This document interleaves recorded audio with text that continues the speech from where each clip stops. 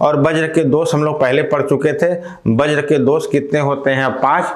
और इसी के साथ हम लोग एक और नाम पढ़े थे, आई थिंक गोमेद के लिए था, गोमेद की भी कितनी होती है? 5। यहाँ देख सकते हैं बिंदु, कागपद, यव, मल और रेखा। निश्चित तौर पे ये याद आ रहा होगा कि अगर इसकी जगह हम त्रास कर देते हैं तो बात किसकी हो जाती है? गोमेद की हो जाती है ना। अगर वज्र की जगह बिंदु, कागपद, यव, मल, रेखा, यव के स्थान पर त्रास कर देते हैं तो वो हो जाता है गोमेद के लिए। यात्रा करके याद किए थे, आपको याद होगा, इस पर ज़्यादा फोकस नहीं करेंगे।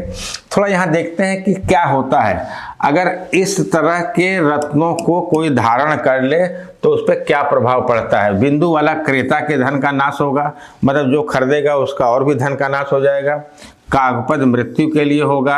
यव अगर कहें तो श्वेत यव के अतिरिक्त सब निंदनीय है। यव वाला अगर श्वेत रहा, श्वेत यव की तरह अंदर दिखता है तो ठीक है, अदरवाइज अच्छा नहीं माना जाएगा। मल वाला अग्नि और व्याघ्र आदि पशु का भय रहेगा। अगर मल युक्त, मल दोष युक्त कोई वज्र का धारण करेगा तो एक्सीडेंट होने के चांस ज़्यादा होंगे, चाहे आग आदि से हो चाहे व्याघ्र आदि से, जो है ना। पहले के टाइम में गाड़ी मोटर नहीं चलता था तो जो दुर्घटना होती थी बेसिकली यही 2 मेन कारण हुआ करता था, अग्नि और व्याघ्र आदि। व्याघ्र मतलब कोई हिंसक पशु पक्षी के द्वारा उस पर आक्रमण कर देना। और रेखा को अगर कहें तो वाम के अतिरिक्त, मतलब वाम रेखा वाला ठीक माना जाएगा, उसके अतिरिक्त रेखा जैसा कुछ दिखेगा तो इसको हम दुर्भाग्य कारण मानते हैं। तो इस बात को समझिएगा। यहाँ पर शुरुआत अगर हम करते हैं तो पहले वज्र के 3 भेद किए गए, वर्ण के आधार, लिंग के आधार पे नर, नारी और नपुंसक। फिर वर्ण के आधार पे 4 भेद किए गए। वज्र के दोष कितने होते हैं? 5।